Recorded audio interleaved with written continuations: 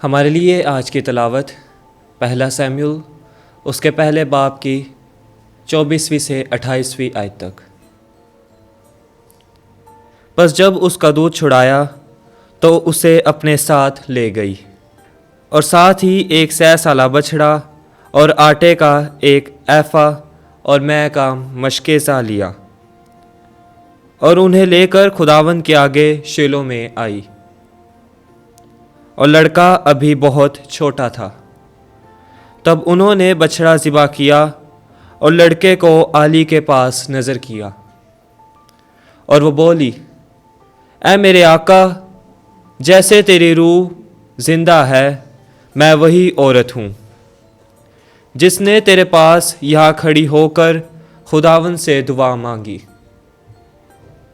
मैंने इस लड़के के लिए दुआ मांगी थी, चुनाचे खुदावंद ने जो मुराद में मैंने उससे मांगी थी मुझे अता की, और इसलिए मैंने उसे खुदावंद को वापस दे दिया।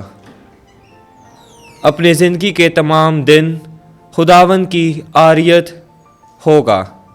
और उन्होंने वहाँ खुदावंद को सजदा किया।